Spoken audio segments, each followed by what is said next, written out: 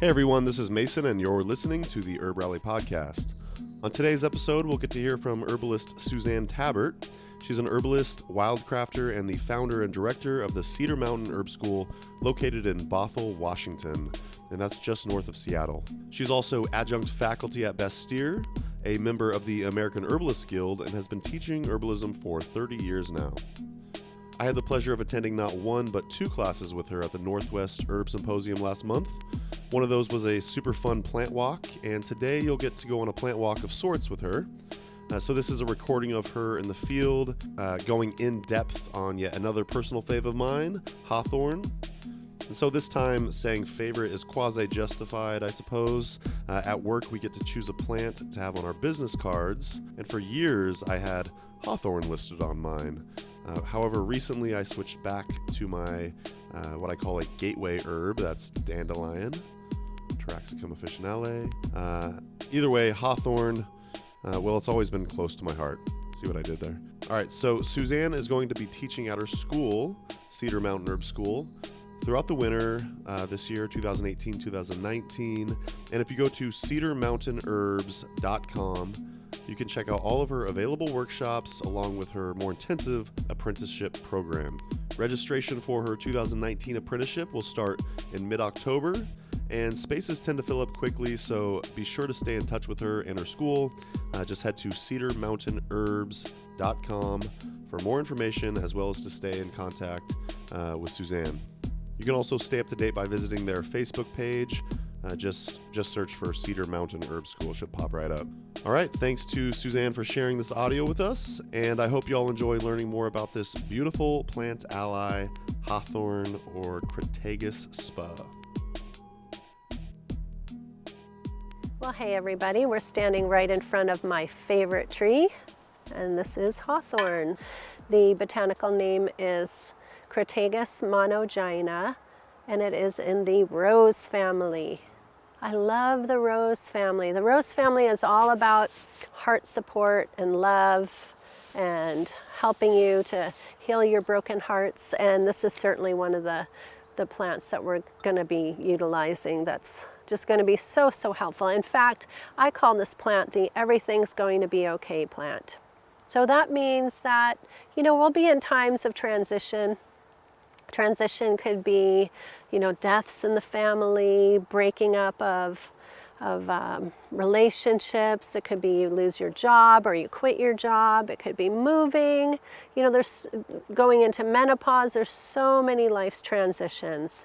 And oftentimes during those transitions, we feel like we're alone and we have nobody standing with us. And Hawthorn is that faithful friend that's going to stand with you and say, there.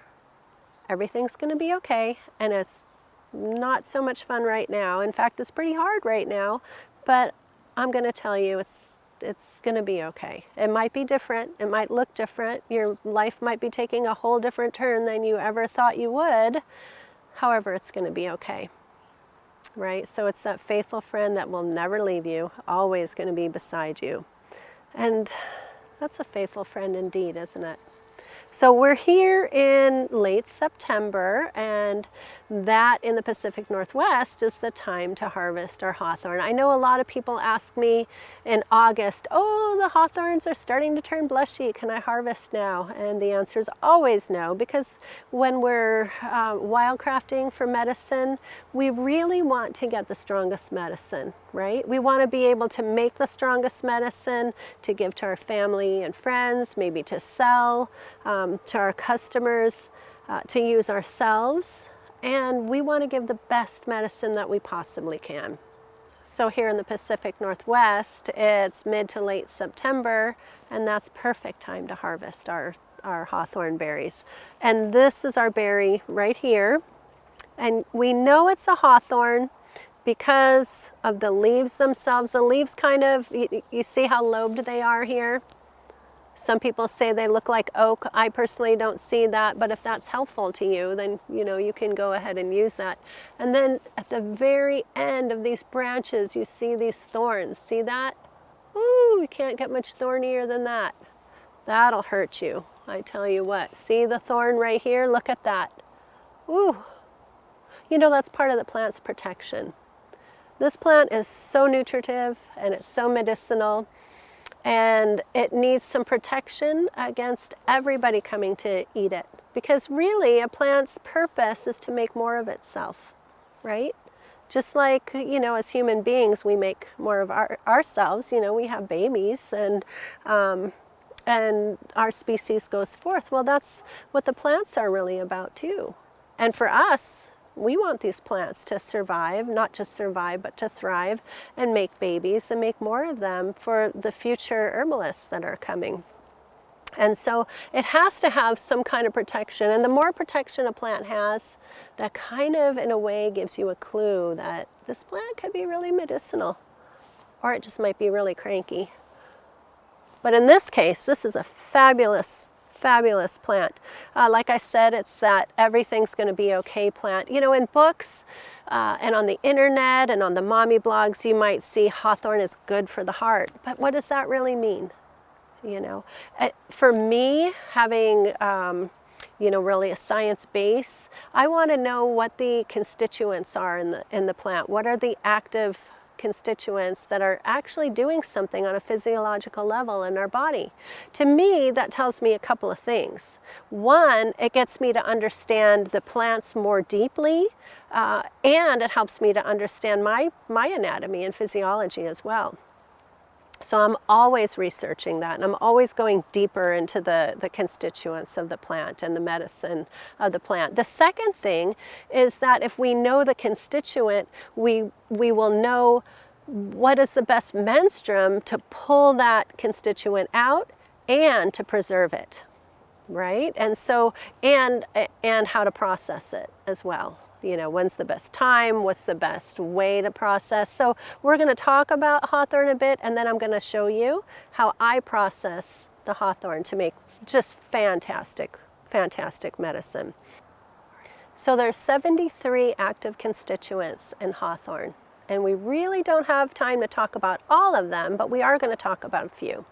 And one of the constituents in hawthorn is adenosine, and that's ADENOSINE. And what adenosine does in the body is it dilates the arteries. It helps to bring down blood pressure. And so that means it's hypotensive. That means it brings it down to a nice normal level. It helps to make a nice, strong, steady rhythm of the heart, which, is really helpful for those who have heart palpitations or, a heart that has this kind of a rolling gait every once in a while if they're really stressed out. Our hawthorn berries are very antioxidant rich. Antioxidants are a huge group of compounds in leaves, flowers, in fruit of plants, and the ones we're concerned about right now are the ones in the berry. Antioxidants, oh my gosh, they'll do everything from being anti-cancer by protecting cells from damage. They're kind of like that chaperone, your wing person that goes with you, and just make sure that you don't get into trouble. You think about these chaperone antioxidants as being your designated driver, so to speak. So it's keeping damage from happening. And some of these antioxidants will help to repair proteins in the cells, will cause certain cancer cells to self-destruct, and that is called apoptosis, one of my favorite words. They can be anti-inflammatory. They can bring down heart, blood pressure. They can be, antimicrobial, so antifungal, antifungal. Did I say antifungal? I'm going to say it again, antifungal. The antimicrobial is antifungal, antibacterial, antiviral. So many things that antioxidants do.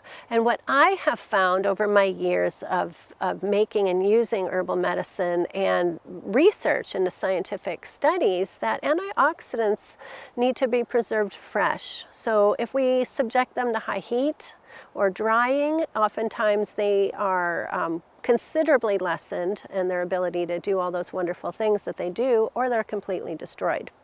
So in hawthorn specifically, they contain camphorol, they contain apigenin, they contain caffeic acid, and those are three of my probably favorite antioxidants for what they do. And specifically for the heart, it's going to be antispasmodic, it's going to be anti-inflammatory, it's going to soothe the heart muscle, it's going to help to strengthen the heart muscle. A nice, strong, steady heartbeat as well, like the adenosine will do that. And if you're thinking about, as we're strengthening our heart, as the flesh, as the muscle, we're strengthening our moods and our emotions and our ability to cope with day-to-day things that happen.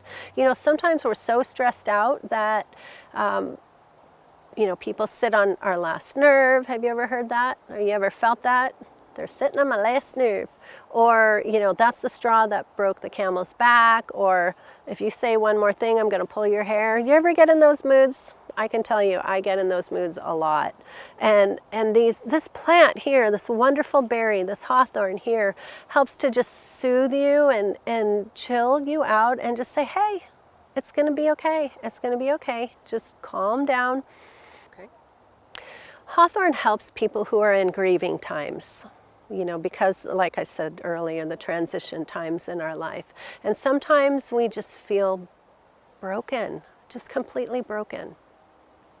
And that's a hard place to be in. And when we're in a broken place, we feel like that's how we're going to be for the rest of our lives. You know, and it's hard to feel hopeful at that time. And in Japan, they have this method of repairing vessels called kintsugi. And kintsugi is when they take a plant resin and they mix it with platinum dust, or they mix it with gold dust, or they mix it with silver, and they create this kind of an epoxy, and they repair these vessels. And then they look at this broken vessel that's been repaired, and they look at it with more value than the original vessel, you know. And what hawthorn does is it kintsugis your heart, you know. So it's fixing your broken heart so that you can be even stronger, right? And you become more valuable and you find your place on the earth. And I think that's one of the most beautiful things in the world, because when we're in that broken place, we don't feel of value. You know, we sometimes will wonder, why are we even here?